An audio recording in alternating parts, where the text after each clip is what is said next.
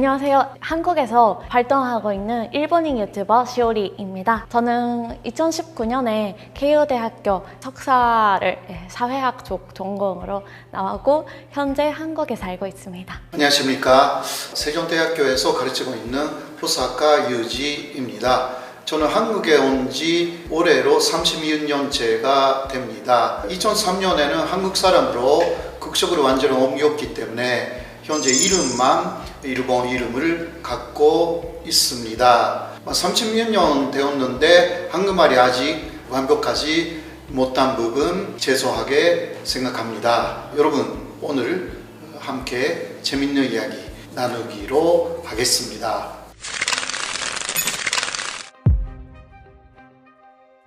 무라크라는 것은 한국말로는 무락 그렇게 되겠죠. 이분들은 역사적으로도 현재까지만 해도 차별을 받는 분들이에요. 특히 사람들의 시선이 상당히 안 좋은 부분들이 있어가지고요. 예를 들면 샘물을 좀 죽이거나 식욕업자라든가 사형 집행인이라든가 있지 않습니까? 그리고 신분사회가 쭉 있었던 사무라이 시대까지는 산업권상 신분에도 들어가지 않는 굉장히 초난 그러한 신분을 갖고 있는 분들이었어요. 실상이 있는데도 불구하고 TV에서는 정확하게 보도를 하지 않거나 이러한 상황이죠. 신분 자체를 언급하는 것부터가 예민하고 잘못하면 차별이 될 수도 있고 조금만 잘못하더라도 차별하는 것처럼 보일 수도 있고 아니면 혹은 이 지역은 무락 지역이었어요 하면 그걸로 사람들이 차별적인 인식을 갖게 되고 차별하게 될 수도 있으니까 실제로 무라크가 어디였는지 특정하는 그런 거를 방송으로 올렸을 때 규제당하는 경우가 있다고 들어봤네요. 45년 이후는 차별을 하면 안 된다라는 법률들이 많이 생겼거든요. 그러나 법률은 그렇다 하더라도 실제로 차별은 없어지지 않았습니다. 그리고 어떤 사람들이 무라크 출신인지 알 수가 있는 면단들이 많이 팔렸어요. 야매로 팔린 거죠. 그러한 리스트를 보면서 면단을 보면서 기업들이 이 사람을 취업시키면 안 된다. 이런 식으로 굉장한 차별이 있었고요. 근데 요새는요, 그런 지역 차별을 가지는 없다 하더라도 지금도 그게 알려지면 있긴 해요. 굉장히 안 좋은, 확실하게 보이지 않는 차별을 받고 있는 분들이 무라크민, 이게 일본에서 뭐라 할까, 뿌리 깊은 안 좋은 문화다라고 할 수가 있죠. 300만 명 정도가 그러한 차별에 시달리고 있다. 공식적인 발표는 100만 명 정도라고 말하지만 실제로는 더 많다. 그러한 이야기가 좀 있습니다. 제가 도쿄에 사는데 도쿄 쪽은 거의 그런 게 못 들어봤거든요. 근데 아마 그거는 지역마다 다른 것 같고 특히 무라크 차별이 강했던 지역에서 오신 분이랑 얘기한 적이 있는데 그분이 만나자마자 전 사실 무라크 출신이라고 얘기하시더라고요. 근데 제가 그게 왜 굳이 얘기를 하시지? 그게 뭐가 문제지? 이런 생각이었는데表面적으로 어디 나가서 밖에 나가서 야 너 무라크민이다 해서 차별하는 사람은 없거든요. 그게 되게 굉장히 안 좋은 거 사람들 알고 있고 일상에 무라크라는 얘기 자체가 화제가 안 돼요. 왜냐하면 너무 언급하기에는 예민한 문제라서요. 근데 인터넷으로 요즘 문제가 되고 있는 게 아까 교수님 말씀하신 것처럼 어디가 원래 무라크 마을 지역이었던 건지 특정하고 발거나 유튜버들이 호기심으로 그런 걸 특정해서 유튜브 영상으로 올려버리고 그걸 인해 차별이 심해진다든가 이런 게 더 요즘은 문제가 되고 있어요. 제가 생각하기에는 요즘 인터넷으로 차별하고 막 공격적으로 무라크민한테 가는 분들 보면 비해의식도 좀 있는 것 같아요. 무라크 차별을 없애자는 단체들이 있어요. 차별 없애자라는 활동을 통해서 많은 돈을 받고 있다 이런 부분에 대해서 불평등감을 가지는 사람들 인터넷에서는 있어요. 실제로는 많이 못 봤는데 그런 분들이 또 누가 무라크인지 무라크가 안 좋다라든가 이런 거에 대해서 알아보고 공격하거나 아니면 옛날에는 차별 많이 당했으니까 무라크 출신 분들 그래서 무라크 출신이었다가 야쿠자가 되신 분들도 많대요. 그래서 그런 이미지가 안 좋은 것도 있었던 것 같아요. 그 이야기 저도 들었어요. 무라크 출신이기 때문에 지역이 잘 안 돼가지고요. 그곳을 그 일본의 야쿠자가 많이 흡수를 했습니다. 야쿠자 그래서 번역배 분들 중에는 그런 브라크 출신 분들이 꽤 많다. 이런 이야기를 좀 들었고요.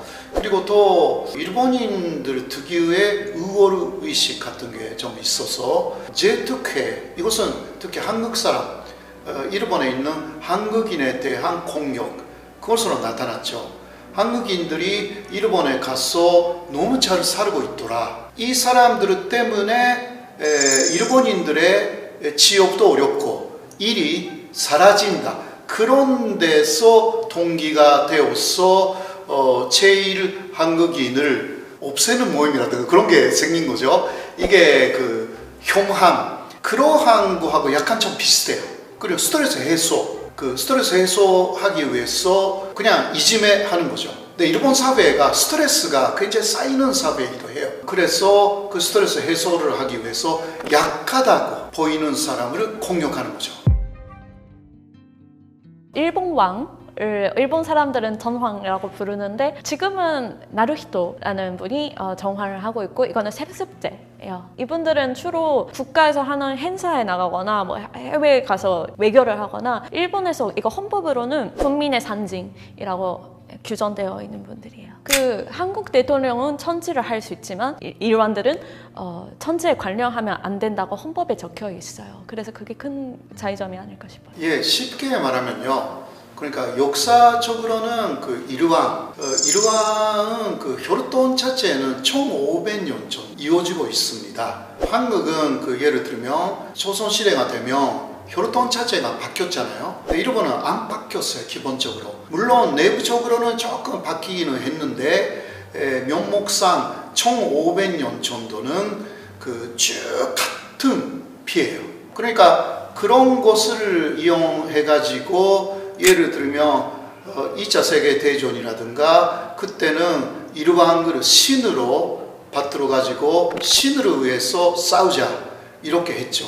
그러나 45년에 패배했기 때문에 일왕은 그때까지는 국가의 완전한 통수권자였고 정치적인 권력도 다 있었지만 물론 많이 쓰지는 않았지만요.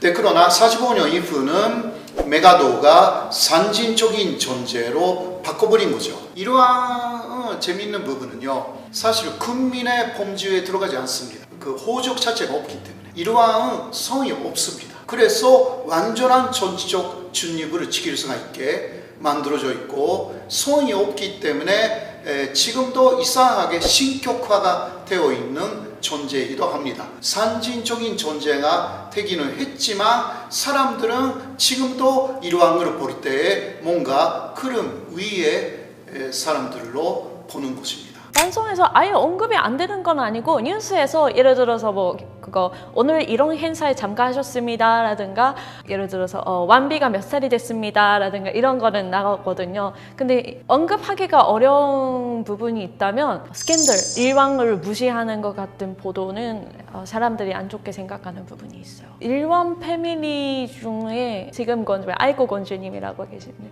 아이고 건주님이 학교에 잘 안 가고 완다당하고 있다든가 이런 거에 조금 언론에 나간 적은 있긴 해요. 그 정도는 그래도 되는데 완전 비판적인 거? 일본에는 구구단체들 있고 정환제를 지지하는 뭔가 정환 중심 사회를 만들자 이런 운동을 하는 구구단체들도 있어서 잘못 보도하면 이런 단체가 공격당할 수도 있어. 요새는 아마 제 세대나 제 부모님 세대쯤까지는 개인으로 보는 사람들도 많은 것 같아요. 개개인으로. 일반 패밀리들 중에 많은 사람들이 있지만 개개인에 대한 평가가 강한 것 같아요. 제 할머니, 할아버지 세대는 아마 일왕이라고 하면 정말 그 신격화까지는 아니지만 정말 그 그름 위 높은 존재라서 함부로 생각하지 않았을 수도 있겠지만 요즘은 일반 패밀리 중에 누구누구는 공부 잘하고 머리도 똑똑하고 훌륭하다라는 평가를 받고 있는 사람도 있는 한편 누구누구는 안 좋은 남자랑 결혼해가지고 정말 잘못된 사람이다라는 평가를 받고 있는 사람도 있고요. 일왕의 역할이 있었어요. 나라를 위해서, 국민을 위해서 오로지 생활을 하고 있는 사람. 그러니까 자기 주장을 안 하는 사람. 그렇게 교육을 받아요.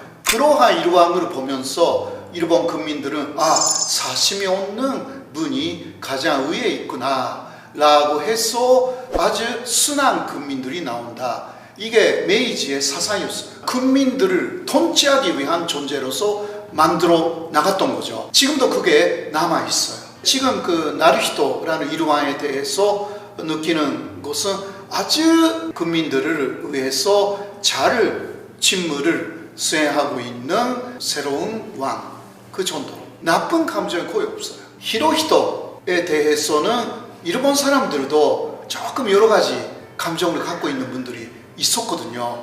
그러나 지금 손자에 대해서는 많이 개선되었어요. 지금 그 일본 안에서 일왕가를 중심으로 굉장히 논쟁이 되어 있는 것은 남성왕이 계속 일왕이 되어야 되는지 혹은 여왕을 인정하는지 이 부분입니다. 그런데 지금 그 나루히토 일왕 부부의 아이는 남자가 없습니다. 자, 그러면 아이코 씨가 다음 일왕이 되면 되는데, 그런데 지금 이야기는 남성이 아니면 안 된다 라는, 특히 극우적인 생각을 갖고 있는 분들은 그것을 아주 강력하게 주장합니다. 그러니까 지금 굉장히 논쟁이 있어요. 이대로 남성 왕만 고집하면 다음 즉위할 수 있는 남성 한 사람밖에 없어요. 지금 나루히토의 조카 히사히토라는 그러한 조카 남자가 있기는 하거든요. 그러니까 이게 그 사람이 혹시 뭔가 잘못돼가지고 사망할 경우는 이제 일왕제는 이어질 수가 없게 되는 거예요. 옛날이면 첩을 계속 줄 수가 있었어요. 근데 지금 못해요. 그렇기 때문에 일본의 특히 극우 원리주의자들은 굉장한 고민에 빠졌고, 그런 거 깊이 생각하지 않는 사람들은 여왕 뭐가 문제냐 그렇게 지금 하고 있어가지고요. 마지막은 그러니까 극우 쪽에서 원리주의자가 양보할 수밖에 없는 시대가 오는 거예요. 어떤 면에서는 좋은 방향이라고도 할 수가 있어요. 야마구치금이라는 게 제가 알기로는 그 야쿠자 폭력단 중에 가장 큰 조직인 걸로 알고, 원래 히로시마 쪽에서 세력을 갖고 있는 일본에서 제일 큰 단체인 걸로 알아요. 또 야마구치금이도 세 개로 지금 나눠져 있어가지고요. 번째가 로쿠다이메 야마구치금, 로쿠다이메는 육대체, 그게 뭐 번째라고 합니다. 거기서 고베 야마구치금이라는 게 나왔고, 또 하나가 더 나왔고, 야마구치금이가 사실 일본의 야쿠자의 거의 70% 정도가 된다고 합니다. 여러 가지 계열까지 하면. 그래도 그것도 그 세 가지 정도로 나눠져 있다. 네, 그 폭력단 대책법이라고 일본에서 생기고 야쿠자에 대한 규제가 엄청 심해졌어요. 그래서 요즘은 야쿠자들도 은행 계좌도 못 만들게 될 정도로 사회적으로 공개적으로 활동을 못하는 사정이 많고, 핸드폰조차 계약하기도 어렵고 부동산도 계약하기 어렵고, 연예인들이 야쿠자란 사진 찍는 거 유출되면 연예인 인생 끝날 정도로 일본 사회 안에서 야쿠자에 대한 시선이 안 좋은 부분이 있어요. 그래서 많이 옛날에 비해 줄었던 건 사실이지만, 또 야쿠자들도 고령화 때문에 나이를 많이 먹고 은퇴한 분들도 많대요. 야마구치군뿐이 아니고 다른 폭력단이 조직이 전국에 다양하게 존재하는데, 이런 거에 대해서 너무 공격적으로 가면 보복당할 가능성도 있고, 연예계랑 원래 폭력단은 조금 관계가 있다고 말하기도 해요. 그래서 그런지 완소에서는 잘 그런 공격적으로 비판하는 경우는 별로 없고, 싸우는 사건이 있었습니다. 그래서 뉴스에 나갈 때는 있어요. 일단 야쿠자의 법칙이라고 할까? 이런 게 있습니다. 보통 사람들에게는 절대 폐해를 끼치면 안 된다. 요새 조금 그게 어긋난 사건도 있기는 하지만, 야쿠자는 야쿠자하고 싸울 때도 싸워야 되고, 뭔가 문제 일으킬 때도 보통 사람한테 나쁜 짓을 하면 안 된다라는 게 있어요. 반송계라든가 거기서 우리를 굉장히 나쁘게 뭔가 했다, 그러면 또 보복하는 가능성도 있기 때문에, 그래서 금기시 되어 있는 그런 부분들이 있습니다. 아무래도 그러니까 그거는 역시 매스컴이 많이 만들었던 부분도 있죠. 옆에 오지 마, 그런 이야기죠. 그리고 또 야쿠자가 일반 사람들을 예를 들면 뭔가 싸울 때 건드리지 않는다 하더라도 가까이에서 분쟁이 일어나면 무섭잖아요. 야쿠자에 대해서 사회적으로 엮이면 사람들 시선이 안 좋다, 이거는 분명히 있어.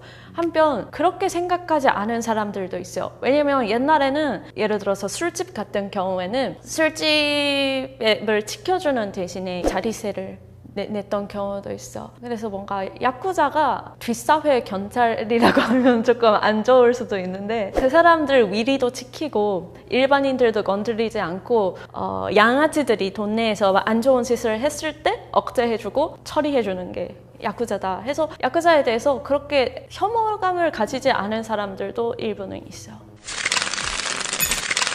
근데 이러한 이야기 한국에서 해도 되는지를 잘 모르겠어요. 제가 그 한국에 온 지 오래됐지만 그래도 한국 분들이 일본의 이러한 초난이라든가 야마구치금이 그리고 무라금이에 대해서 많이 설명해도 이해를 하셨는지 약간 좀 걱정이 되는 부분들이 좀 있는데요. 오늘 그러나 일본에서 금기시 되어 있는 그 세 가지였지만 말씀드렸습니다. 여러분들 어떻게 들으셨는지 오히려 제가 궁금합니다. 감사합니다. 이런 야마구치금이라든가 여러 가지 일본에 대한 일본 사람들의 인식을 제대로 알려드리기가 어려운 부분이 있어. 뭔가 한국 분들이 얘기를 하는 이런 것들은 일본 사람들 감각이랑 좀 다른 경우도 있어서, 또 오늘은 교수님과 같이 실제로 어떻게 생각하는지를 좀 더 리얼하게 전달할 수 있었던 부분 기쁘게 생각하고 있습니다. 안녕하세요. 저는 일본인 스타 시오리라는 이름으로 유튜브 활동하고 있는 시오리입니다. 지금 한국에 와 있어요. 여러분 안녕하십니까? 저는 세종대에서 가르치고 있는 호사카 유지라고 합니다. 일본에서 온 지는 30여 년 정도 됐기 때문에요. 그래도 아직은 한국말이 상당히 어려워가지고 30여 년 지났다라고 말하기가 조금 부끄럽습니다.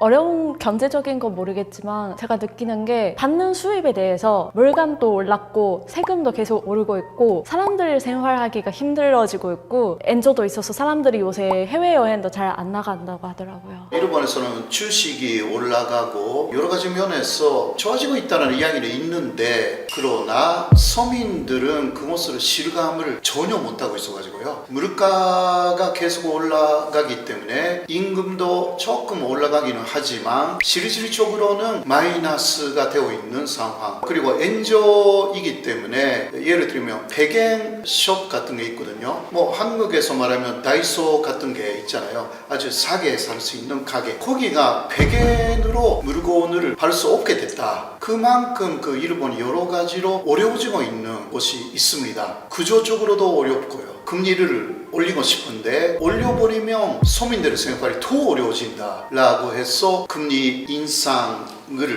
섣불리 할 수 없는 그러한 상황이 현재입니다. 금리뿐만이 아니라 역시 계속 엔저가 된다라는 부분이죠. 그리고 또 임금이 올라가지 않는다. 몇 개 대기업만 계속 돈을 벌고 있는데 8만 개 정도의 중소기업이 좀비 기업이라고 했어요. 잘못하면 도산해 나가는 그런 기업으로 그 정도가 되어 있어가지고 심각하다고 합니다. 그러나 한국에서는 주식이 올라가니까 일본 경제가 좋은 거 아니냐 그런 이야기를 하는데, 일본 정부나 일본 은행이 주식을 산대요. 일본 주식을 그런 식으로 나라가 사고 있기 때문에 올라가는 거죠. 그러한 부분이라든가 있어서 뭔가 좋아 보이는데 안 그렇다, 그 이야기를 합니다. 기시다 총리가 지지율을 올리려고 그러면 경제가 좋게 돌아가고 있다 보여줘야 되니까 국가가 그런 식으로 주식을 사거나 금리를 상당히 조절을 합니다. 이게 그런 면에서는 그 일본은 완전한 자유주의 경제는 아닙니다. 국가가 상당히 많은 개입을 하는 경제다라고 할 수가 있죠. 파파는요, 일본에서 아버지를 파파 이렇게 말합니다. 가츠는 그 활동의 활자, 아버지하고 뭔가 활동을 한다, 아버지 같은 사람하고 사귄다, 그런 이야기인데요. 경제적으로 조금 어려운 여성들이, 특히 젊은 여성들이 아버지의 연령의 남성하고 뭐 식사도 하고 뭐 어디 놀러 가기도 하고 기타 뭐 여러 가지 시츄에이션이 있습니다. 그렇게 하여서 금전적인 대가를 받는 이게 파파카츠라고 합니다. 예전부터 사실 조건 만남, 원조 교체 이런 것은 있었고 요즘 파파카츠라는 게 원조 교체나 조건 만남에 비해 좀 더 범위가 넓어진 것 같아요. 옛날에는 했었는데 요즘은 식사도 하고 데이트를 하고 비싼 거 명품 가방 이런 거 사주고 파파가 그런 의미로 인터넷으로 많이 그게 유명해진 것 같아요. 근데 그런 파파까지를 하는 사람들 인구가 그렇게 엄청 늘어났냐 하면 그거는 조금 잘 모르겠어요. 저는 인터넷을 보고 그런 사람들은 모이는데 그러면 여자들 다 하는 건가 하면 그것도 아닌 것 같고 소수의 사람들 하는 건 사실인 것 같아요. 감정적인 리스크가 있다고 합니다. 어떤 감정적인 리스크냐고 하면 파파카츠로 그 여성들이 조금 나이 많은 남성들하고 만난 다음에 호탈감을 느끼고 열등감을 느끼는 그렇게 하여서 왜 내가 이런 것을 했는가 라고 하여서 그 이후에 카운셀링을 받아야 되는 여성분들이 좀 나타나기도 했고요. 그리고 또 사회적인 리스크가 있습니다. 파파카츠라는 것은 그 다른 사람들이 볼 때 이게 아주 바람직한 그런 것은 아니게 보이잖아요. 혹시 그게 들키면 이 사람은 파파카츠 하고 있었다라는 소문이 돌면 여러 가지 면에서 취업할 때도 불이익이 있고 회사 다니면서 파파카츠 하고 있다. 그게 또 회사 안에서 알려지게 되면 굉장히 또 불이익이 생기고요. 그래서 자신이 파파카츠를 하고 있는 것을 숨기려고 하고 그리고 또 법적인 리스크도 있다고 합니다. 이게 파파카츠라는 것은 뭐 식사 같이 하고 데이트하거나 그런 것은 법적으로 전혀 걸리지는 않습니다. 그러나 잘못하면 걸리는 부분이 생기기 시작하는 거죠. 부분도 그렇고 그러니까 아내가 있는 남성 대부분 그런 가정이 있는 남성하고 사귀기 때문에 이게 아내가 알게 되었을 때 여러 가지 법적인 리스크에 시달릴 가능성도 있고요. 물론 성공하여서 돈을 오히려 많이 모아가지고 자신의 사업에 그 돈을 투입해가지고 성공한 사례라든가 이런 게 있기도 해요. 저는 일본에서 인식에 대해서 명품 가방을 예를 들어서 많이 얻었다든가 이런 걸로 발세가 돼요. 사실 이런 거를 하는 여자들이 대부분 법적으로 세금 신고하는 건 아니니까 그런 부분에 대한 혐오감을 가지는 사람들도 있는 것 같아요. 미나토쿠라는 곳은 한국으로 지나면 강남 같은 곳이랄까요? 그 되게 좋은 곳이에요. 사회적으로 성공하신 분들 많이 모이는 화려한 동네인데 그쪽 남성들이랑 같이 노는 여자들을 미나토쿠 조시라고 부르는 것 같아요. 주로 파파카츠 여자들도 이런 미나토쿠 조시에 포함되는데 파파카츠 조시 말고도 모델분들이나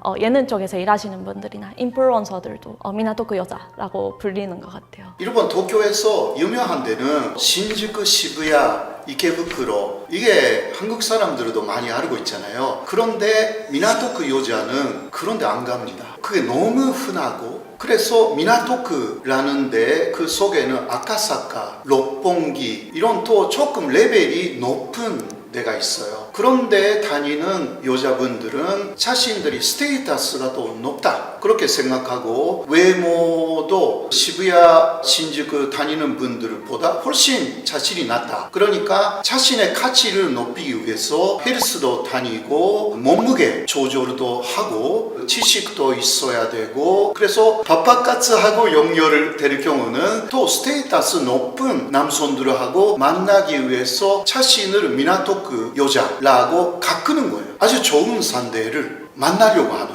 그런 여성분들이 일본 사람들 중에서 특히 젊은 여성들 중에 많이 지금 나타나기 시작했다.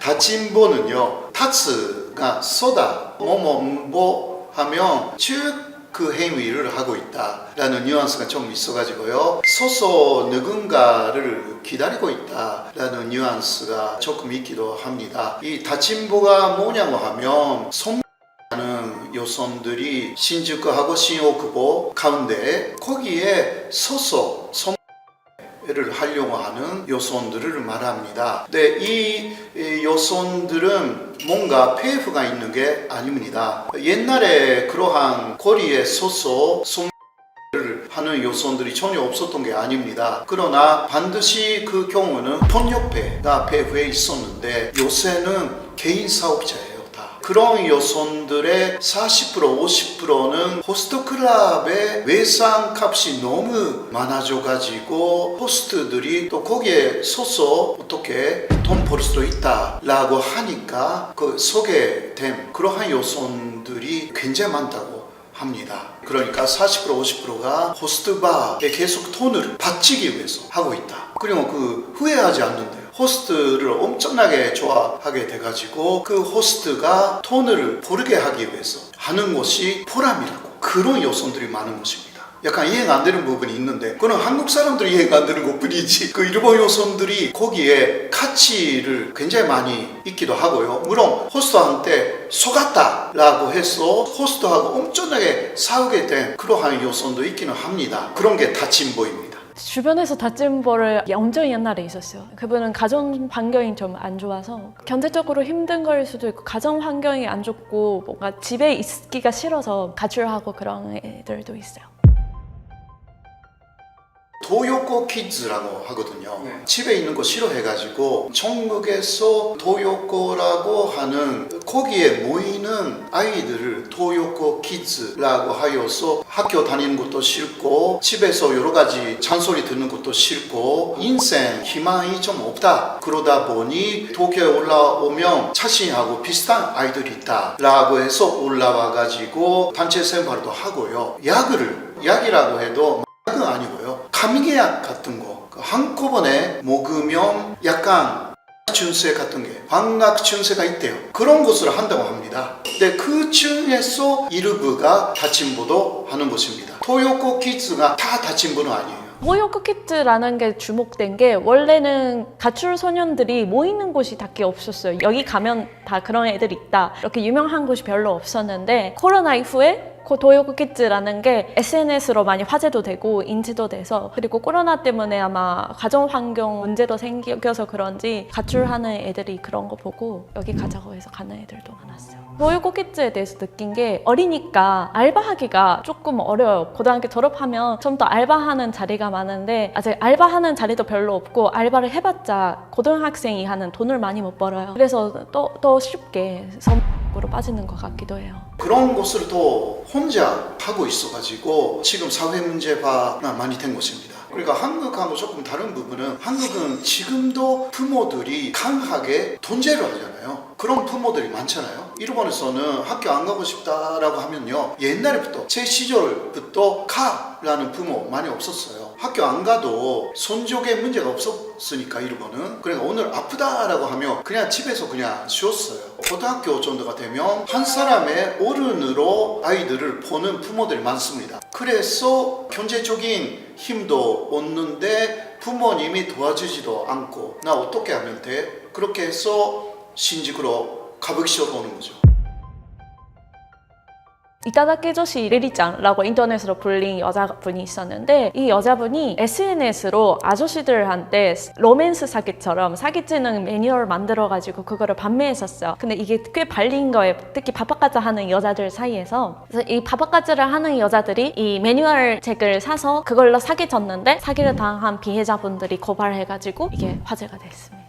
비슷한 부분은 리리짱라고 불리는 분도 호스트바에 돈을 쓰기 위해서 이렇게 사기 매뉴얼을 팔았었어요. 그리고 이거를 사고 아저씨들한테 사기치고 다니는 여자들도 사실 호스트바에 돈을 쓰기 위해서 그렇게 했던 분들 많았어요. 차이점은 바바카자 경우에는 서로 어느 정도 식사하고 합의하에 아저씨들이랑 아가씨들이랑 만나서 합의하에 하는 경우가 있는데 이타다케 조시 경우에는 완전한 사기를 목적으로 아예 작전을 내고 하니까 문제가 됐죠. 이거는 저의 추측일 뿐이지만 하나는 성업소라든가 술집 여자들이 호스트바에 많이 가서 돈을 많이 써요. 근데 이 규모가 한국보다 큰 게 아닐까 싶어요. 성업소 쪽이나 술집 쪽 일하시는 분들. 또 하나는 한국 호스트바랑 다른 게 한국 호스트바는 룸 안에서 노는 문화가 있다고 들었어요. 근데 일본 호스트바는 다 공간이 오픈되어 있고 거기서 손님끼리 견제를 하거든요. 내가 이 호스트를 위해서 얼마나 돈을 쓸 수 있는 여자인지 이것도 성업소나 술집 여자들 입장에서는 나의 경제력을 많은 손님들 앞에서 보여주는 거예요. 그래서 약간 호스트바의 구조 자체도 다르니까 일본 호스트바 구조가 좀 더 경쟁심을 자극하는 구조인 것 같아요. 거기에 그 굉장히 미남으로 보이는 남성들의 사진이 붙어 있어요. 근데 여성들이 볼 때 이런 남성하고 좀 만나고 싶다. 이런 식으로 먼저 사진으로 유혹하고 있는 거예요. 근데 그 사진에 나온 남성들은 알고 보면 매출이 굉장히 높은 남성들이 그 앞에 그렇게 얼굴을 내밀게 그렇게 할 수 있게 된다고 합니다. 그렇게 하여서 또 이 남성 만나고 싶다고 여성들이 들어가는 거죠. 네, 그런 문화가 일본에서는 또 술집 여자분들이 자신들의 스트레스가 많잖아요. 그런 데 가서 스트레스를 해소하는 것 같아요. 근데 그게 술집 여자분뿐만이 아니라 오히려 남성 경험이 없는 여자분이라든가 그런 분들이 먼저 그런 데 가서 남성들을 조금 만나보고 싶다. 이런 분들도 좀 있다고 합니다. 주변에서 실제로 그거를 이용했다는 사람은 거의 한 명밖에 몰라요. 그 한 명도 외국인 분이라서 일본인 친구들 중에 거기를 이용한 친구가 없는 게 제가 봤을 땐 돈이 비싼 것 같아요. 그거 다큐멘터리를 본 적이 있는데 몇 시간씩 렌탈 여친, 렌탈 남친이랑 만나서 손까지는 잡을 수 있다는데 키스 이런 거는 못하고 그거에 20만 원, 30만 원 이렇게 내야 돼요. 그러면 보통 제 세대 남성 여성들은 그런 거를 안 하고 만남 앱 같은 걸로 이성을 만나면 되잖아요. 그래서 이용하는 사람이 아직 제 주변에는 거의 못 들어봤고 아무것도 안 하는 사람이라고 일본에 있고 그분은 아무것도 안 하는데 밥 먹어 하면 같이 밥 먹어주고 근데 아무것도 안 한대요. 개인적인 생각이지만 아마 SNS나 미디어가 이런 거를 되게 좋아해요. 한국도 그랬잖아요. 한국 유튜버분도 일본에 이런 서비스가 있다 해서 소개할 정도로 이게 소개했을 때 재밌으니까 미디어도 많이 소개하고 SNS로도 유명해지고 실제로 렌탈 아무것도 안 하는 사람라는 분도 트위터를 통해서 알려진 걸로 알고 있어요. 그리고 어떤 사람한테도 이야기를 못하는 그러한 것들이 많잖아요. 사람은 자신의 이야기만 그냥 들어주는 사람, 렌탈을 받고 싶다. 그런 것도 많이 있다고 합니다. 그리고 일본에서는 친구가 없는 사람도 꽤 많습니다. 상당히 고독한 사람도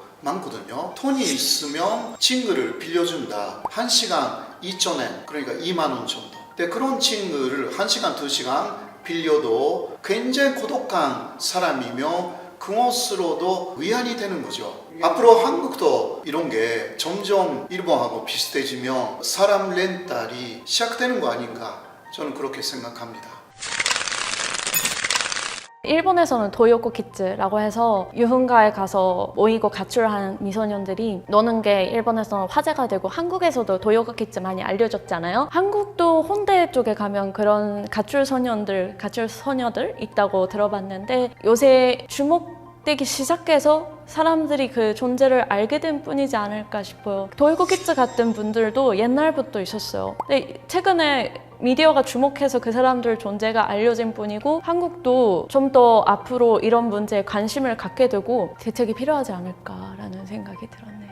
일본이 다양화된 사회이고 가치관이 거의 없는 사회이기 때문에 한국이 일본이 먼저 진행되고 있는 것을 보고 취사 선택할 수 있다. 이거는 조금 다메이지가 크다라고 알 수가 있지 않습니까? 어떤 면에서는 한국을 위해서 말한다면 일본을 보면서 좋은 것은 배우고 그러나 하면서 일본이 이거는 실패했다라는 부분은 좀 최소화하는 노력을 하면 어떨까 그렇게 생각해요. 지금까지 시오리였습니다. 호사카 유지였습니다. 감사합니다. 레나 영순이 여러분 안녕하세요. 랭킹스쿨입니다.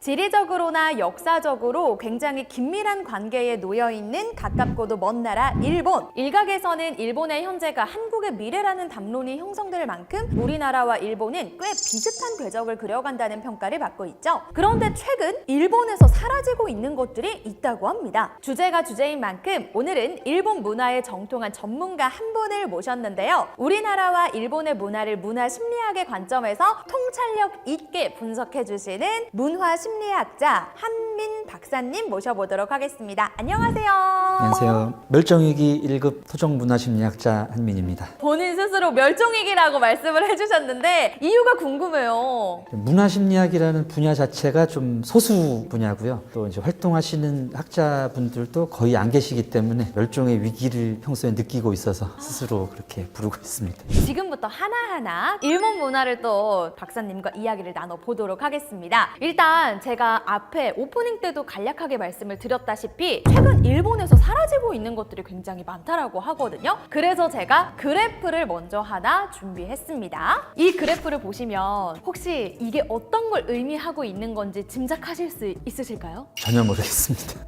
전혀 모르시겠나요? 여자인 저로서는 딱 보자마자 뭔가 이거다 라는 그 느낌적인 느낌이 왔거든요. 이게 일본 여성분들의 속옷 사이즈를 분석한 그래프라고 하거든요. 근데 보시면 아시겠지만 빨간색 그래프, 즉 A컵의 그래프가 점점 줄어들고 있다는 사실이에요. 이 그래프가 실제로 우리나라 국내에 있는 커뮤니티에서도 굉장히 큰 화제가 됐었다고 하는데 사실 이런 현상이 발생하게 된 이유들에 대해서 여러 가지 말들이 오갔어요. 근데 그 중에 하나 제가 궁금했던 게 이게 바로 유토리 교육 때문이다. 이런 얘기가 있더라고요. 유토리 교육이 시행되면서 학생들이 경쟁에 대한 압박에서 자유로워지자 수면 시간이 보장이 됐고 그래서 성장과 발육이 남달라졌다라는 이야기가 그 유토리 교육 때문이다 라는 이유라고 하는데요. 박사님 혹시 이 유토리 교육에 대해서 간략하게 설명해 주실 수 있으실까요? 일본의 이제 근대 교육이 상당히 주입식으로 이제 그런 부분을 상당히 좀 비판을 하면서 학생들의 창의력을 높이기 위해서 이제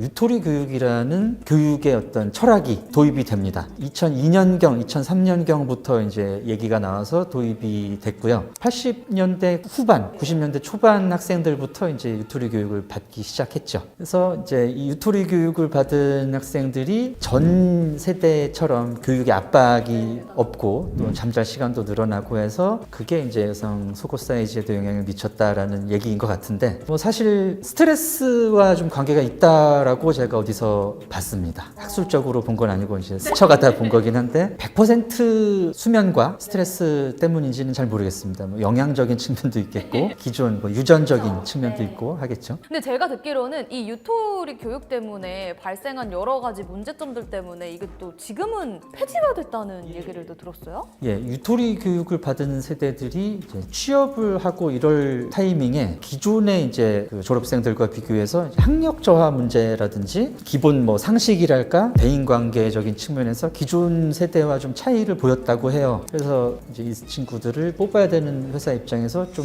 문제가 있다라는 인식이 생겼고 유토리 교육을 받은 세대들을 뽑고 같이 일하기 좀 껄끄러워하는 분위기가 있고 해서 이제 이 세대가 취업이라든지 사회생활에서 소외가 되는 측면이 발생을 했다고 합니다. 학력 저하 문제가 가장 두드러졌기 때문에 한 5, 6년 뒤에 이게 폐지가 되고 2011년경인가를 이제 마지막으로 더 이상 이제 그런 교육을 받지 않는다고 하죠. 물론 짚어주셨던 것처럼 박사님께서 이게 전부 다 유토리 교육 때문이다 이렇게 많은 얘기를 못 드릴 것 같고 여러 복합적인 이유들이 다 작용을 했지 않을까 하는 생각이 들기도 합니다. 그래서 오늘은 한민 박사님과 함께 일본에서 사라지고 있는 것들과 그 너머에 있는 이유들에 대해서 본격적으로 지금부터 또 이야기를 나눠보도록 하겠습니다.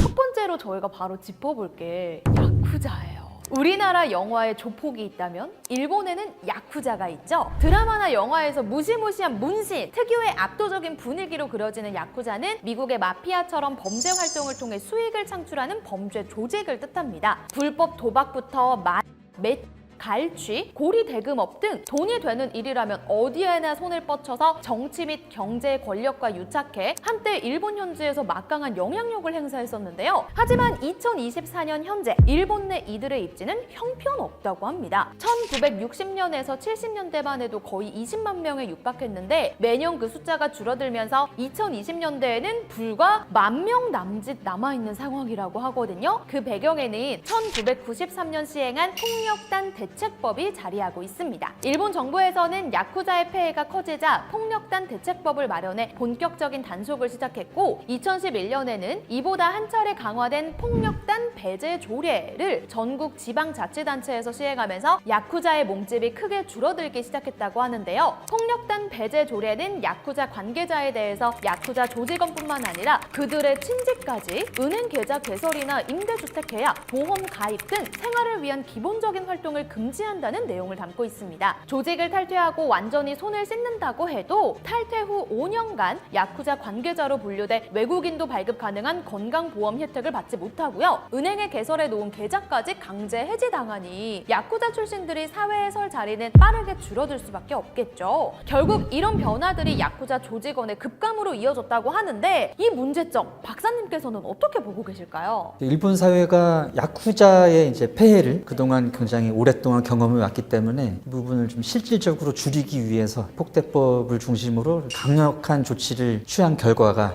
나타나는 것 같습니다. 야쿠자라는 이제 세계 3대 범죄 조직이죠. 이탈리아 마피아, 또 이제 일본의 야쿠자, 또 이제 중국 사마페. 마피아하고 사마페는 아직 영향력이 어느 정도 있습니다. 근데 이제 일본의 그 야쿠자가 최근 급격하게 영향력이 줄어들고 있다고 하는데 저는 이게 이제 완전히 사라지기보다는 마피아의 길을 따라가지 않나라는 생각이 드는데요. 이제 마피아도 거의 뭐 미국의 그런 어둠의 경제를 주름잡았던 거대 조직이지 않습니까? 근데 이제 어느 순간 이제 거의 범죄와의 전쟁급의 마피아와의 전쟁이 시작되면서 마피아의 영향력이 상당히 겉으로는 줄어들었는데 사실 이 마피아가 암암리에 그 양지화시킨 측면이 굉장히 있거든요. 뭐 기업을 공식적인 기업을 만들고 멀쩡한 사람들을 스카웃을 한다든지 신분을 숨기고 민간인의 신분으로 활동할 수 있는 조직들을 만들고 이제 실질적인 마피아의 세력은 밑으로 숨어드는 거죠. 그래서 어떻게 보면 영향력은 더 커졌다고도 볼 수가 있는 측면이 있는데 야쿠자도 그런 길로 가는 게 아닌가 싶어요. 최근에 이제 일본의 야쿠자가 아니라 한구레라는 조직이 뜨고 있는데 한구레는 우리말로 하면 반건달 정도로 옮겨집니다. 그래서 이제 조직도 예전처럼 그렇게 뭐 엄밀하게 뽑고 관리를 하고 때로 돌아다니고 이런 게 없이 이제 점조직 굉장히 유연하게 범법 행위를 하는데 이런 이제 한구레들을 실질적인 이런 조직원으로 부리면서 야쿠자 조직은 점점 줄이고 조직 사업 같은 거는 양지화를 시키고 이런 식의 움직임으로 가는 것 같습니다. 야쿠자의 몸집은 줄어들었을지언정 아직 일본 사회 내에서 위협이 되고 있는 건 여전한 것 같다라는 생각이 또 들기도 해요. 사실 일본뿐만 아니라 우리나라도 최근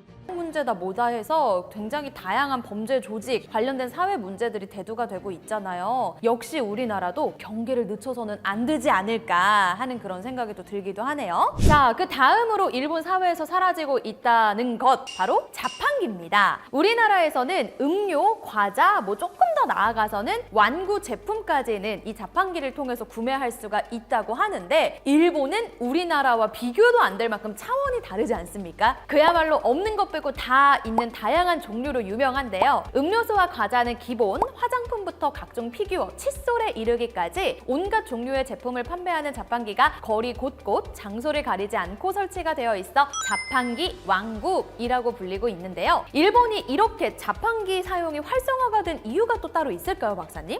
일단 일본 사람들이 자판기를 되게 좋아하는 것 같죠? 간단해서 그럴까요? 좀 본질적인 부분일 수 있는데 제 생각에는 자판기는 파는 사람을 만날 필요가 없잖아요. 대면을 좀 기피하는 일본 사람들의 성향이 반영된 문화가 아닌가 생각이 됩니다. 아니 그 직원 만나는 것도 기피해요? 그렇죠. 어디 가게에 들어가서 뭐 주세요 하려면 몇 마디를 해야 되잖아요. 얼굴 보면서. 그런 게 불편하면은 이런 식의 이제 자판기 문화로 갈 수 있지 않을까 하는데 또 이제 최근 젊은 세대들은 대면 이런 게 부담을 갖는 것도 사실이고 그런 차원으로 이해를 일단 할 수 있을 것 같습니다. 그런데 이렇게 명성이 자자했던 일본의 자판기가 최근 들어서는 무려 20만 대 이상이나 급작스럽게 철거가 됐다고 하는데 이 이유가 궁금해요. 가장 큰 이유는 이제 관리 인력의 부족이라고 이제 하더라고요. 아무래도 이제 과거에 이런 자판기들이 설치가 되고 운영이 되고 있었는데 일본도 이제 고령화 문제가 우리만큼 심각하고 하기 때문에 관리, 운영 운영을 하기에는 이제 인력이 부족해서 그런 측면이 좀 큰 것 같고요. 또 최근에 온라인 산업의 발달을 또 짚고 넘어가지 않을 수가 없죠. 이제 일본이 아무리 이제 디지털보다는 아날로그를 선호하는 나라긴 하지만 최근에 그 코로나19 사태를 지나면서 상당 부분 이제 디지털화, 무인화가 더 급격한 속도로 진행이 됐습니다. 코로나 시기에 자판기 관리하러 다니고 하려면 또 이게 다 위험이고 비용이기 때문에 온라인으로 전환된 측면이 꽤 있죠.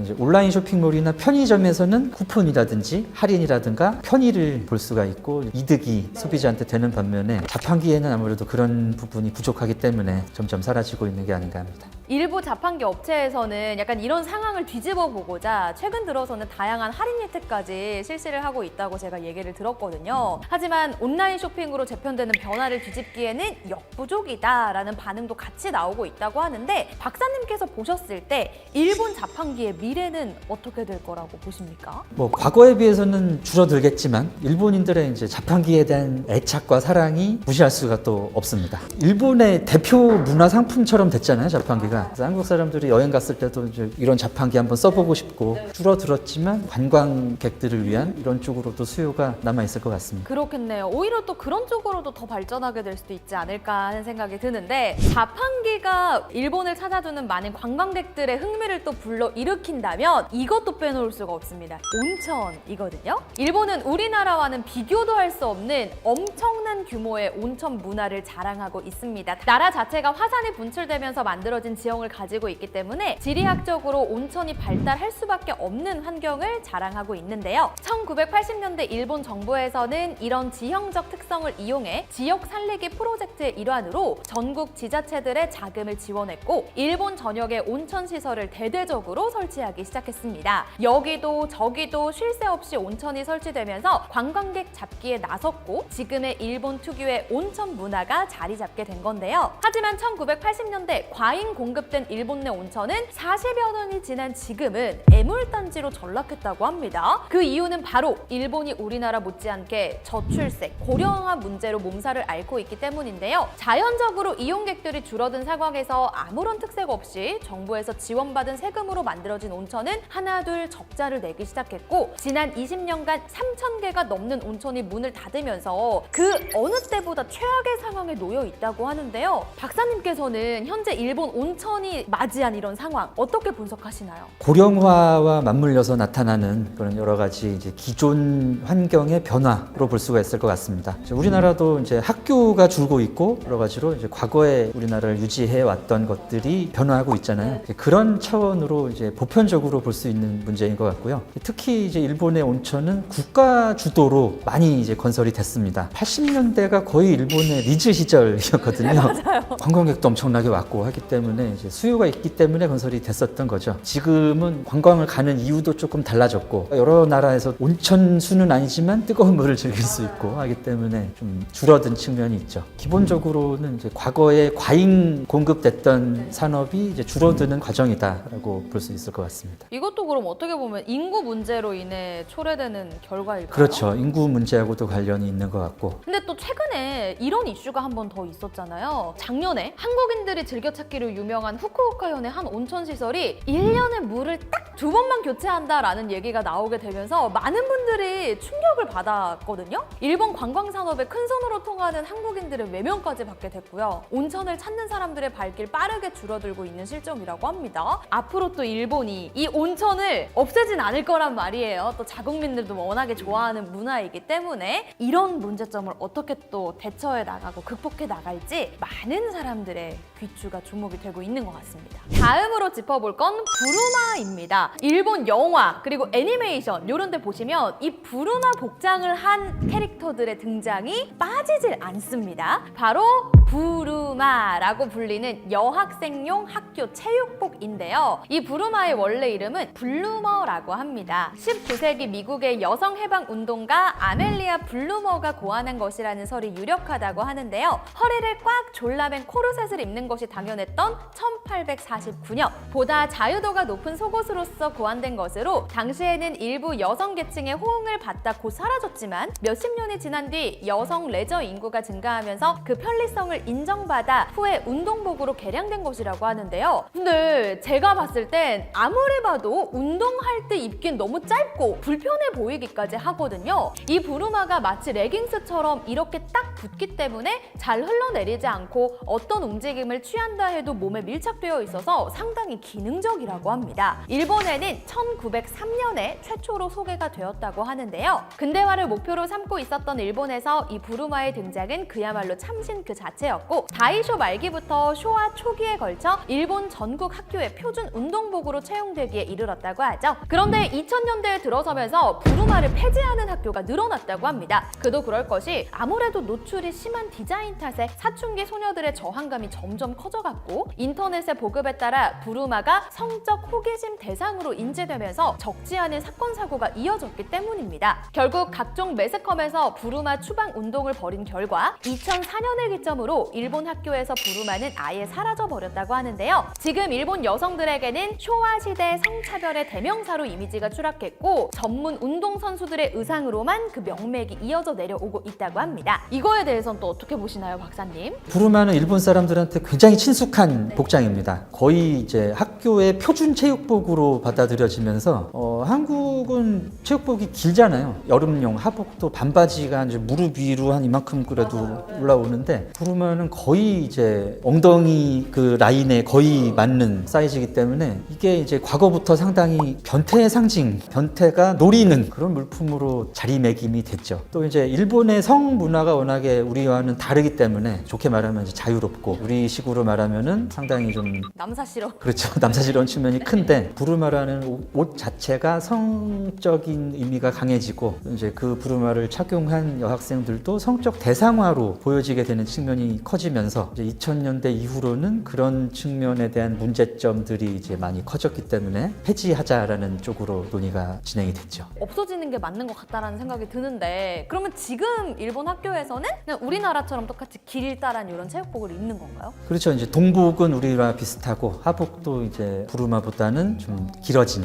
체육복으로 진행이 되고 있습니다. 그러니까 일본 사람들이 규정을 따르는 걸 좋아하고 또 안정감을 느끼기 때문에, 또 애초에 이 부르마가 학교 표준 체육복으로 채택이 됐었기 때문에 상당히 오랫동안 이제 부르마가 유행을 했고 부가적인 문제들도 발생을 했는데, 사실 일본에서 어떤 그런 기존의 규칙을 바꾸는 게 쉽지는 않거든요. 이제 부르마라는 게 바뀌었다라는 것에서 변화의 가능성 또 이제 읽을 수 있을 것 같습니다. 자, 그 다음으로 짚어볼 건 대형 백화점입니다. 최근에 대형 백화점이 사라져가고 있는 추세라고 하는데요. 최근 수원에 대형 쇼핑몰 스타필드가 개장하면서 엄청난 인파가 몰려서 화제를 모았었죠. 그 전에는 여의도의 더현대서울이 온갖 명품 브랜드와 맛집들이 즐비한 핫플레이스로 손꼽혔고요. 이렇듯 인증받은 맛집이나 브랜드들을 한 공간에 모은 대형 백화점들이 속속들이 오픈하면서 한국의 핫플은 결국 백화점이나 쇼핑몰로 귀결이 되고 있는 시점인데요. 그런데 이웃나라 일본은 우리나라와는 사정이 많이 다른 것 같습니다. 2017년 한 해 아마존의 일본 국내 매출은 약 1조 3천억엔, 백화점 업계 중 최대 규모를 자랑하는 미쓰코시 이세탄 홀딩스의 매출과 비슷한 수준이었는데요. 이 말인즉슨 일본 사람들의 오프라인 쇼핑이 온라인 쇼핑보다 현저히 줄었다는 뜻이죠. 실제로 온라인 쇼핑과 대형 복합시설의 등장으로 일본의 백화점 업계는 꾸준히 쇠퇴의 길을 걷고 있는데요. 작년 2월 도쿄 최대 번화가인 시부야역 인근의 도쿄 백화점 본점은 57년의 역사를 뒤로하고 폐점하게 됐고요. 같은 날 도쿄 서쪽에서 50년이 넘게 명맥을 이어오던 다카시마야 백화점 또한 문을 닫았다고 하는데요. 조사에 따르면 일본의 대형 백화점들은 1999년 311곳에서 2022년 185곳으로 약 40%나 줄었고, 매출 또한 1991년의 절반 수준으로 줄어들었는데요. 외국인 관광객들이 많이 찾는 대도시의 경우 매출 호조를 보이기도 하지만, 백화점 명품숍은 중국인 관광객이 없으면 장사가 안 될 것이라는 전망이 나올 만큼 관광객에 대한 의존도가 상당히 높은 편이죠. 특히 이렇게 줄어드는 백화점들 중에는 지방이나 대도시 주변에 교외에 위치한 지점이 많다고 하는데, 박사님께서는 일본의 대형 백화점들이 속속들이 사라지고 있는 이 현상 어떻게 보고 계시나요?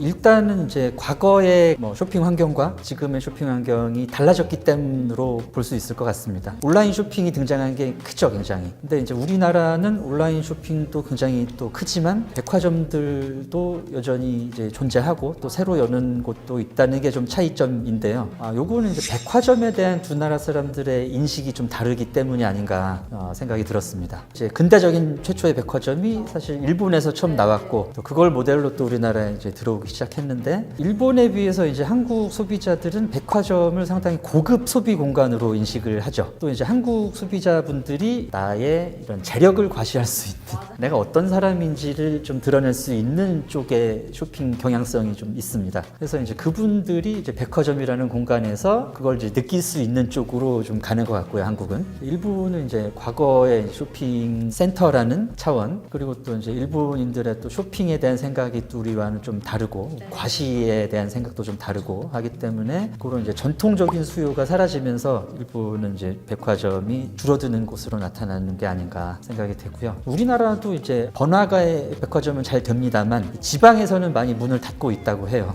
맞아요. 그래서 또 실제로 최근에 52년 동안 대구의 터줏대감으로 불렸던 대구 백화점이 또 최근에 폐점했다고 저도 얘기를 들었어요. 그렇죠. 쇼핑 환경의 변화와 또 고령화, 저출생, 인구 구조의 변화하고 관계되는 보편적인 현상인 것 같습니다. 그래서 이런 문제들을 조금 완벽하게 타개를 하려면 전체적인 환경 변화들을 잘 빠르게 인식하고 대처점을 빠르게 또 찾고 극복을 해나가야 될 것 같다는 생각이 드는데요. 예, 한국 쇼핑몰을 비롯해서 백화점의 특징은 여러 가지 문화시설과 이제 식당가들이 같이 있습니다. 그래서 이제 백화점에 가서 여러 가지를 할 수 있는 거죠. 하루 종일 있어도 되고 막 그런 식으로 좀 종합 문화 공간으로 한국은 좀 많이 가는 것 같고요. 쇼핑몰도 마찬가지예요. 그 마트도 마찬가지입니다. 최초의 그 카르푸 같은 이제 외국 쇼핑몰들이 먼저 한국에 들어왔는데 대형 외국 쇼핑몰들은 창고형 매장이잖아요. 되게 속에도 뭐 막 파이프 나와 있고 막 이제 이런데 한국은 되게 깔끔하고 팬시하고 안에서 막 아이들 노는 데도 있고 뭐 그러면서 종합 문화 공간으로 많이 방향을 잡았어요. 그런 측면으로 이제 일본 사람들도 소비자들의 수요를 좀 찾아가거나 아니면 이제 한국 명동이랄지 이런 이제 외국 관광객들이 많이 오는 곳에서 이제 외국인 관광객들을 위한 그들의 수요에 맞출 수 있는 그런 컨셉의 백화점으로 발전해 가지 않을까 싶습니다. 일본도.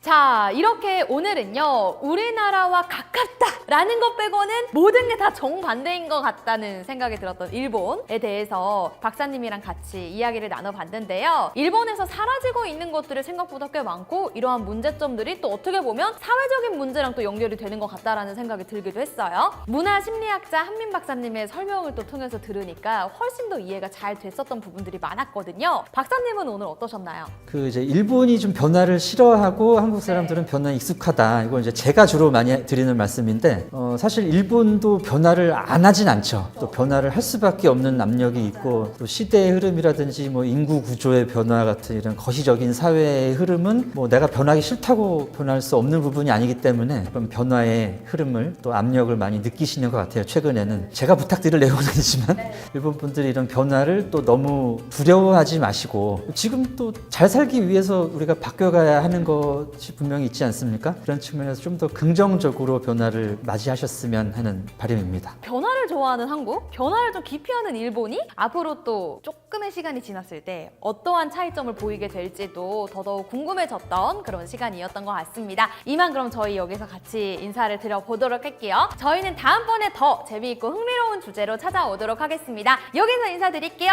감사합니다. 감사합니다. 영순이 여러분 안녕하세요. 랭킹스쿨입니다. 너무 많이 쓰여서 이제는 뻔하게 들리기까지 하는 가깝고도 먼 나라라는 표현. 이 수식어를 듣는 대한민국 국민이라면 누구나 곧바로 머릿속에 일본을 떠올리지 않을까 싶은데요. 사실 우리나라와 일본 이 두 나라 사이에 공통점이 없는 건 아닙니다. 두 나라 모두 한자 문화권에 해당하고 개인보다는 집단을 중시하는 사회 구조적인 분위기, 여기에 불교와 유교가 오랜 세월 자리하고 있는 종교 문화까지 사회 문화 곳곳에서 비슷한 부분을 찾을 찾으려면 찾을 수는 있죠. 하지만 막상 자세히 들여다보면 이렇게 비슷한 것보다는 다른 부분이 많아도 너무 많아서 과연 비행기로 2시간이면 갈 수 있는 가까운 거리에 위치한 나라가 맞는지 의구심이 들 정도라고 하는데요. 여기에는 결정적인 이유 몇 가지가 숨어 있습니다. 두 나라의 차이점을 보다 명확하게 파악하기 위해서는 전반적인 국민 정서부터 대중문화를 소비하는 방식, 산업 구조에 이르기까지 살펴야 될 지점이 한둘이 아닐 것 같은데요. 그래서 오늘 특별한 분을 현장에 모셨습니다. 지난 시간에 일본에서 사라지고 있는 것들이라는 흥미로운 주제에 관해서 아주 좋은 이야기 들려주셨던 분을 오늘 이 자리에 모셔봤는데요. 문화심리학이라는 다소 낯선 학문을 생활 속에서 쉽게 만날 수 있게 소개를 해주시는 분입니다. 문화심리학자 한민 박사님 모셔보도록 하겠습니다. 박사님 안녕하세요. 안녕하세요.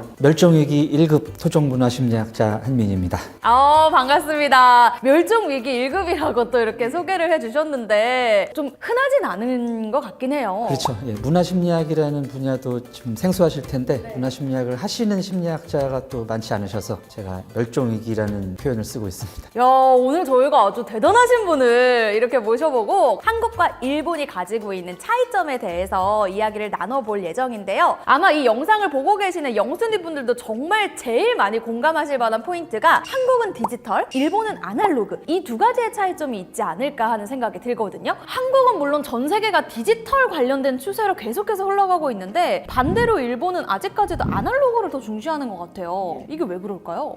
일본 사람들이 이제 변화를 조금 두려워한다? 과거의 것에서 안정감을 느끼는 경향이 좀 있습니다. 사실 아날로그라고 지금 우리가 하는 것들이 80년대, 90년대만 해도 굉장히 첨단의 기술이었거든요. 그때는 일본이 이제 세계를 선도하는 나라였죠. 이제 지금 일본 분들은 이제 과거에 있었던 것들을 편안하고 좀 안정적으로 느끼시는 게 아닌가. 2010년대 이후에 이제 디지털화가 굉장히 급속하게 이루어지지 않았습니까? 그런 측면에서 조금 변화가 두렵다 내지는 편하다, 좋다 이런 느낌이 더 강하신 것 같아요, 일본 분들은. 그렇군요. 그렇기 때문에 아직까지도 동전을 정말 많이 쓰기도 하고 현금도 엄청 많이 쓰고 그리고 수기로 작성하는 게 엄청 많더라고요. 특히 이제 행정제도 면에서 두드러지는데 우편을 계속 사용하고 계시고 또 이제 회사 같은 데서도 뭐 전자결제가 아니라 일일이 다 수기결제 하시는 그런 부분이 꽤 두드러지는 편이죠. 일본이 이제 우리나라보다 지방분권이랄지 이런 게 굉장히 강한 나라죠. 예전부터 지켜왔던 전통들도 지방에 따라서 상당히 다르고 각각 회사라든가 다 그런 자기들이 지켜왔던 전통들이 있습니다. 어떤 국가 차원에서 이걸 통일하기도 쉽지가 않고요. 디지털화라는 것은 또 비용이 들고 규격화가 필요하고 할 텐데 방식을 바꾼다는 또 부담감, 또 비용적인 측면이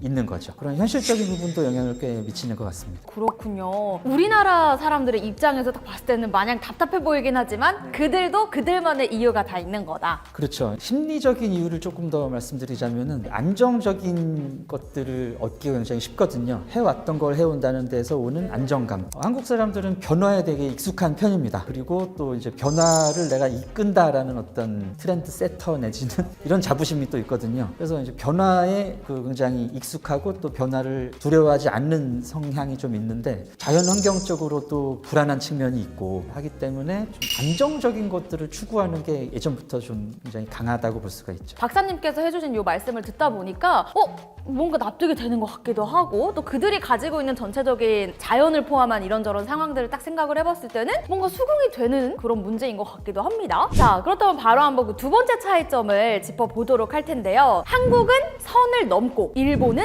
선을 긋는다 이런 얘기가 있는데 이게 구체적으로 어떤 얘기일까요? 예, 이게 제 책 제목입니다. 아, 그렇군요. 굉장히 상징적인 표현이죠. 일단은 대인관계가 됐던 사고방식, 행동 방식 자체가 한국 사람들은 정해진 거 이상을 하려고 하는 성향이 좀 있고요. 법이 있다. 이건 여기서 하시면 안 됩니다. 내가 하겠다는데 하면 안 돼요? 왜 안 되지? 이런 느낌이 좀 있잖아요. 그리고 또 일본 분들은 내가 어떤 일을 하고자 해도 예전부터 했던 게 아니다. 여기서는 이걸 하면 안 된다라는 게 있으면은 우리보다는 좀 쉽게 하지 못하는 거죠. 기존에 정해진 선을 넘는다. 또는 이제 넘지 않고 이걸 이제 내 행동 범위를 제한한다. 선을 긋는다. 이런 식으로 표현을 했습니다. 이제 한국인들이 선을 넘는다가 그 법적인 제도라고 또 포인트를 짚어주셨는데 예를 들면 요즘에 또 사회적으로 많은 문제가 되고 있는 음주운전이라든가 사회적으로 좀 논란이 될 수 있는 이런 문제들이 우리나라에 굉장히 많은데 일본은 또 음주운전 법도 훨씬 빡세기도 빡세고 그래서 좀 다들 하지 하지 않는다라는 얘기를 제가 어디서 들어본 것 같거든요. 규정, 규칙에 대한 생각이 굉장히 좀 확고하죠, 일본은. 그리고 재밌는 게 대인관계에서 나오는 게 한국 사람들은 참견을 많이 하지 않습니까? 맞아요. 오지랖이라고 하죠. 남 일에 이렇게 이래라 저래라. 이것도 일종의 이제 선을 넘는 거죠. 대인 간에 지켜야 될 거. 지켜야 될 거를 이제 무조건 어기는 건 아니고요. 내가 그렇게 해도 된다는 생각이 들 때 이제 선을 넘어가는 거. 반면에 일본 사람들은 요 경우에는 좀 나한테 다가와줘도 되지 않을까. 요 경우에는 좀 해도 되지 않을까 싶은 것까지 안 하는 경향이 있어요. 방금 전에 짚어주신 이러한 차이점들로 인해서 한국과 일본 각 국가에서 발생하게 되는 장단점들이 또 있을 것 같거든요. 장점은 대인관계 측면에서 한국인들은 좀 쉽게 친해지는 경향이 있어요. 일본 사람들보다는 다른 사람에 대한 두려움이랄지 내가 어떤 행동을 어떻게 해야 된다는 압박감이 좀 덜한 편입니다. 또 한국인의 타인에 대한 생각의 기본이 되는 게 가족 같은 관계예요. 맞아요. 정. 그렇죠. 정. 쉬운 예로 말씀드리면은 우리가 다른 사람을 부를 때 가족 호칭을 많이 씁니다. 식당 이모님 하는 것처럼 또 이제 친해지면은 언니, 오빠, 형, 누나 이런 이제 가족 호칭이 나오잖아요. 이러면서 되게 안 친했던 사람인데 굉장히 정을 주고받을 수 있는 관계로 들어가는 거죠. 근데 이제 일본 분들은 그런 부분이 좀 어렵기 때문에 내가 평소에 이런 사회적 지지, 정서적인 이런 나눔을 느끼기가 좀 힘들다는 단점이라면 단점이라고 할 수 있는 게 있고요. 한국 사람들 규정 같은 걸 잘 안 지키려고 하는 경향이 있어서 혼란스러워진다는 이제 무질서 이런 쪽으로 갈 수가 있지만은 이게 이제 융통성이라는 측면으로 발현될 수가 있거든요. 매뉴얼이 없다, 규정이 없다. 그러면 일본 분들은 상당히 좀 당혹해하는, 당황스러워요. 실제로 일본 친구한테 들은 얘기가 있는데 지진 같은 게 나면은 구호 물자를 막 분배를 해야 되잖아요. 이게 분배가 안 된다는 거예요. 어머, 그래요? 예, 왜냐하면 누구부터 어떻게 어느 지역부터 줘야 될지 매뉴얼이 없기 때문에. 그래서 내가 이거를 임의대로 분배를 했을 때 누가 나한테 클레임을 걸고 하면은 그 책임을 지는 게 너무 무겁기 때문에 도시락 이런 걸 썩혀서 버린다는 겁니다. 어머. 그래서 그게 말이 되느냐 그랬더니 그런 일이 일어나고 있다고 하는 거죠. 한국 사람들 같은 경우는 정해진 게 없으면은 책임을 가진 분들이 이건 내가 책임질 테니까 해 라고 하는 분들이 많잖아요. 뒤에 뭐 수습할 건 나중에 일이고 일단 하자. 장점이 될 수 있죠. 어떤 경우에는. 조금 더 시원시원한 거, 약간 뒷생각 안 하고 좀 시원시원한 건 한국인들이. 수습을 해야 될 골치 아픈 게 있긴 하지만 하지만 우리는 뭐 그런 거 평소에 신경 잘 안 쓰기 때문에. 수습은 또 누가 하겠죠. 그 다음에 한번 짚어볼 차이점은 한국은 고령화 사회고요. 일본은 그보다 조금 더 앞서서 초고령화 사회에 벌써 접어들었잖아요. 고령화, 특히 저출생에 대해서 두 나라의 대책이 판이하게 많이 달랐다고 하는데 어떻게 달랐는지 여쭙고 싶어요. 그러니까 일본이 아무래도 우리보다 사회 변화의 속도가 한 10년, 20년 빠르기 때문에 대책도 빨리 나온 편이죠. 그래서 우리는 이제 신혼부부한테 뭐 돈을 얼마 지원하겠다. 재정적 지원 수준에서 한 5년, 10년 정도 논의가 많이 이루어졌다면은 일본은 조금 실질적인 도움이 되는 측면의 정책들이 조금 과거부터 진행이 되었던 측면이 있죠. 가장 두드러지는 거는 이제 제 생각으로는 기업체에서 여성들의 경력 단절을 줄인다든지 이런 쪽의 변화가 실질적이지 않았나 싶습니다. 제가 최근에 TV에서 일본의 저출생 대책을 강화하기 위한 방법으로 성공적인 사례로 짚어졌었던 작은 도시가 나왔어요. 히가시카와라는 도시가 있는데 되게 작은 소도시거든요. 짚어주셨던 그 실질적인 문제들의 그 방안을 해서 아이들을 돌봐주고, 그러니까 이런 문제들. 그리고 집도 이곳으로 이사를 하게 된다면 미리 체험할 수 있게 해주고 생필품 지원해주고 이런 정책들 때문에 실제로 그 히가시카와는 출산율이 점점 올랐다고 하더라고요. 우리나라도 지자체 중에 이제 출산율이 오르고 있는 곳들이 몇 군데 있거든요. 그런 데의 공통점은 이제 일자리가 좀 있다든지. 한국 사람들이 제일 중요하게 생각하는 게 이제 일자리거든요. 아이를 내가 안정적으로 키울 수 있느냐. 그랬을 때 이제 한국과 일본의 가장 큰 차이는 일본은 소도시에도 시스템들이 자급자족 시스템 이런 것들이 좀 있습니다. 과거에 일본이 이제 지방 분권형 사회였기 때문에 과거부터 있었던 그런 베이스들이 있거든요. 근데 한국은 상대적으로 중앙 집권적인 사회였던 데다가 현대사회가 들어온 다음에 이제 서울 집중, 수도권 집중이 굉장히 심하기 때문에 지방이 굉장히 공동화 현상이 있고 지방에 젊은 사람들이 안 가고 아이 낳기가 어려워지고 이제 이런 측면이 있는 거죠.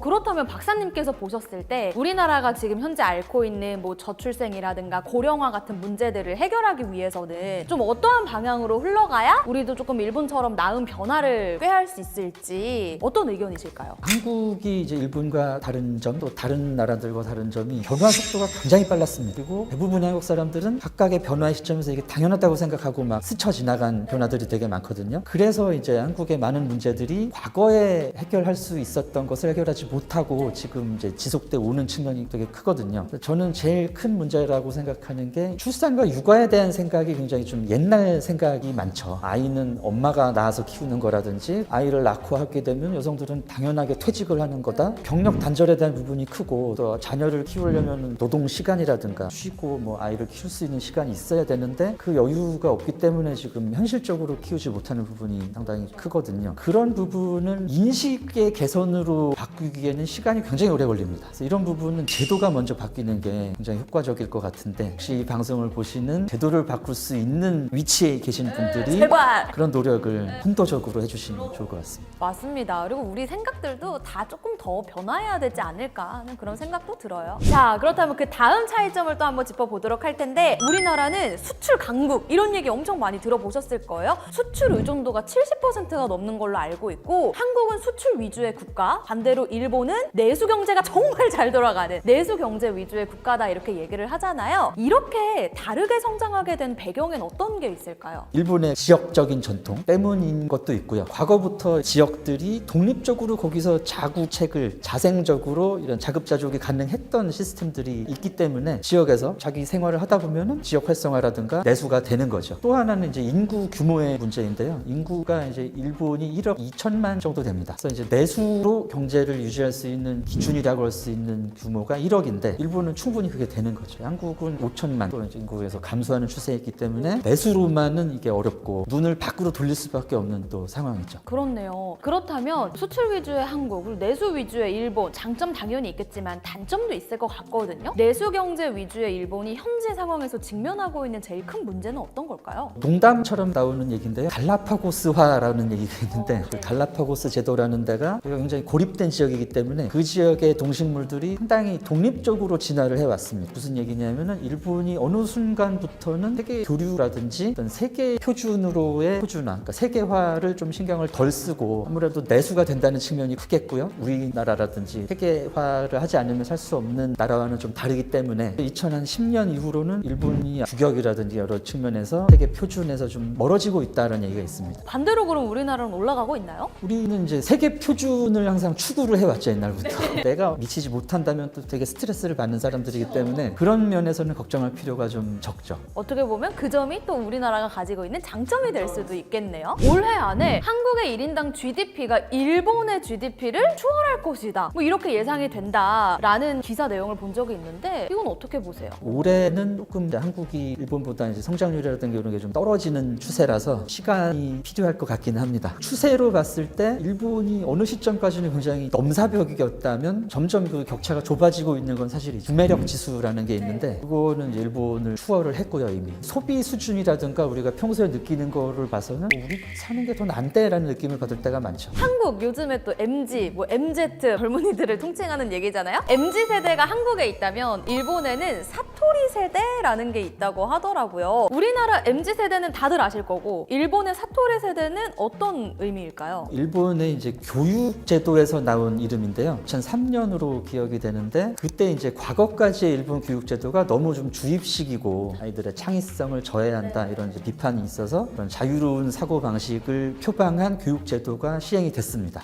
이게 또 문제가 많았다고 해요. 창의력을 높이기 위해서 일단 이제 수업 시간이 좀 줄어들고 그 전까지 배워왔던 거를 안 배우다 보니까 이게 이제 학력의 저하로 나온 거죠. 기존의 이제 상식에 도달하지 못하는 약간 이런 친구들이 나오면서 기존에 있는 사회 구성원들 사이에서 약간 이짐에 비슷한 걸 당하게 됩니다. 요 세대가 취업에서도 좀 불이익을 받고 요랬던 측면이 있어요. 요 세대의 사람들을 이제 사토리 세대라고 하는데 과거와는 달리 의욕이 없다고 할까? 사회에 관심도 없고 뭐 대인 관계에도 관심이 없고 내가 사회적으로 성공하는 데도 관심이 없고 돈 버는 것도 관심이 없고 여행 다니고 이런 것도 관심이 없는 거예요. 그럼 히키코모리 아니에요? 히키코모리들도 그 세대에 많이 나오고요. 그러니까 이게 이제 일본의 그 경제 변화와도 관계가 있는 것이 그 전의 세대, 이제 요 사토리 세대 부모 세대 정도만 해도 경제적으로 성장을 하고 선진국이었을 때였기 때문에 의욕도 있고 이제 그랬던 거죠. 이제 일본의 잃어버린 30년이라고 뭐 N10년이라고 하는 시간이 시작이 되면서 영향이 두드러지는 세대라고 볼 수가 있습니다. MZ 세대가 이제 보통 90년대생부터 더 어린 친구들까지 통칭하는 말이잖아요. 사토리 세대도 비슷한가요, 연령대가?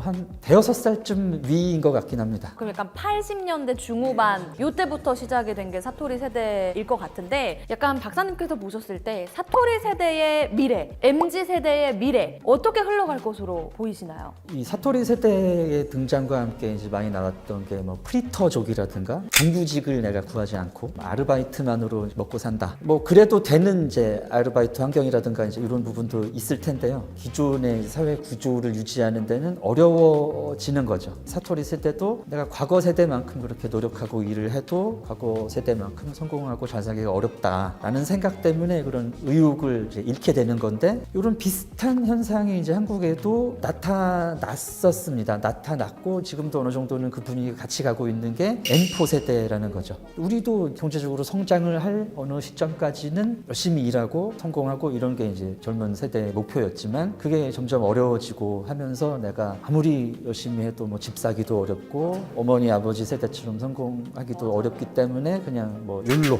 이번 생을 그냥 즐기자 이런 쪽으로 가는 거죠. 근데 제가 생각했을 때 이 사토리 세대와 우리나라 MZ 세대의 차이는 사토리 세대를 다른 사람, 세상, 나의 성공과 뭐 이런 거에 관심이 없는 세대라고 하면은 한국의 청년 세대들은 관심이 되게 많아요. 다른 사람이 어떻게 사는지도 관심이 많고 내가 내 삶을 즐기는 것도 되게 관심이 많고요. 소비도 되게 많이 하고 또 여행도 많이 다니고요. 그래서 그런 삶의 욕구 내가 좀 잘 살고 싶다는 또 관심이 훨씬 크다고 할 수 있죠. 한국 젊은 세대들이. 맞습니다. 말씀해주신 거에서 약간 공감되는 바가 뭐냐면 예전에 저희 부모님 세대이신 분들은 돈 벌면 은행에 가서 예적금 들고 저희 세대만 해도 요즘에는 뭐 벌면 써버리지 나를 위해 투자하지 약간 이런 현상들이 두드러지게 된 것 같아요. 또 예전 부모님들은 결혼해서 아이 낳는 게 당연한 세대였기 때문에 내가 또 아이를 키우고 뭐 대학 보내고 하려면은 돈을 벌어야 됐던. 근데 이제 지금은 이제 아이 낳고 결혼하는 게 개인의 선택으로 들어갔기 때문에 내가 이 환경에서 이 현실에서 살려면은 결혼해서 아이 키우기는 어렵다. 그러면 안 낳는 결정을 하시잖아요. 어차피 돈 벌고 하면은 들어오는 돈은 있으니까 이걸 이제 자기를 위해서 쓰고 요러는 결정으로 가는 거죠. 자, 오늘은 이렇게 교수님 모셔보고 비슷한 듯 다른 한국과 일본 이 두 나라가 가지고 있는 대표적인 차이점 5가지에 대해서 오목조목 같이 한번 이야기를 나눠봤는데요. 일각에서는 우리나라의 인구 구조가 일본과 대략 15년에서 20년 사이의 시차를 두고 뒤따라가고 있다는 점에서 대한민국의 전반적인 미래를 내다보려면 일본의 현재를 보면 된다. 이렇게 또 말씀하시는 분들도 계시잖아요. 하지만 오늘 다양한 관점에서 일본과 우리나라가 가지고 있는 극명한 차이점을 들여다보니까 인구 구조는 비슷해질지언정 경제 상황이나 문화적인 측면에서는 나아가는 방향이 완전히 달라질 수도 있겠구나 하는 그런 생각이 들었던 것 같습니다. 박사님은 오늘 어떠셨나요? 일본에 대해서 여러 가지 말씀을 여러 곳에서 드리고 있지만 그런 내용들을 좀 종합해서 말씀드릴 수 있었던 기회인 것 같고요. 저는 이제 예전부터 한국 어르신들이 한국은 뭐 일본 따라간다라는 얘기를 많이 하셔가지고 동의하지 않는 내용이었거든요. 뭐 사회의 구조를 우리가 일본을 차용을 했고 발전 모델을 따라갔기 때문에 비슷한 일이 당연히 일어나죠. 근데 이제 그 비슷한 맥락에서 취하는 구성원들의 선택이 답이 다를 것이다라고 저는 보고 있습니다. 그 내리는 답이 다르기 때문에 또 미래도 당연히 달라질 수밖에 없지 않을까 하는 생각이 들고요. 그럼 이만 저희는 여기서 인사를 같이 드려보도록 하겠습니다. 다음에 더 재미있는 주제로 인사드리도록 할게요. 지금까지 랭킹스쿨이었습니다. 안녕!